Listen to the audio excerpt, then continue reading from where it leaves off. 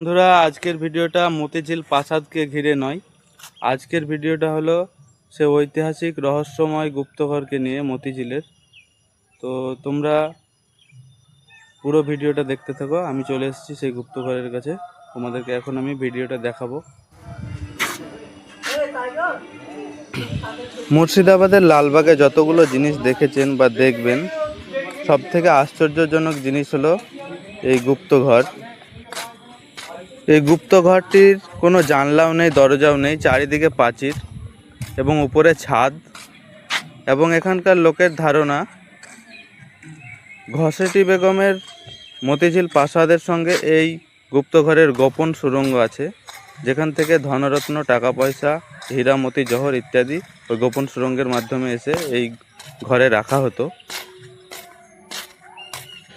ইংরেজদেরও ঠিক একই ধারণা ছিল, তার কারণ ইংরেজরা ক্ষমতায় আসার পরে প্রত্যেকটি নবাবী প্যালেসে লুট করেছেন এবং প্রত্যেকটা নবাবী প্যালেসে কিছু না কিছু পেয়েছেন, কিন্তু ঘসেটি বেগমের প্যালেসে কিছুই পায়নি।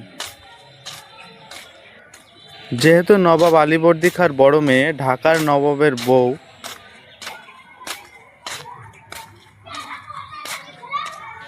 1050 বিঘা জমির ওপরে এত বড় একটা প্রাসাদ থাকতে পেরেছে, তার তো হীরামতি জহর, সোনাদানা, টাকা পয়সা, ধনসম্পদ আছে, তো কোথায় গেল?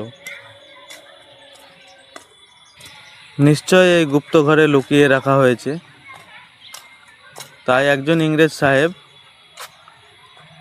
এখান থেকে কামান চার্জ করে। কামান চার্জ করার ফলে এতটুকুই ক্ষতি হয়, দেখতেই পাচ্ছেন, যতটুকু আমার ক্যামেরায় দেখাচ্ছি এতটুকুই ক্ষতি হয়। তবে শোনা যায় যিনি কামান চার্জ করেছিলেন তিনি রক্তবমি করে সঙ্গে সঙ্গে মারা যায়। তারপর থেকে কেউ এই গুপ্তঘরটিকে আর ভাঙার চেষ্টা করেনি।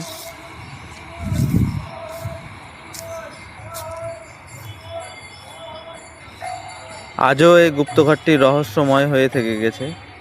তো তোমরা এখানে আসলে দেখতে পাবে এই গুপ্তঘরটি আজও এটি রহস্যময় হয়ে থেকে গেছে। এই সেই গুপ্তঘর।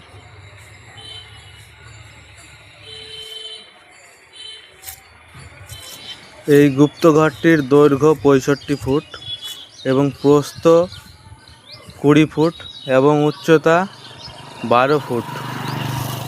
কিসের জন্য তৈরি হয়েছে এবং এর ভিতরে কি আছে আজও পর্যন্ত জানা যায়নি।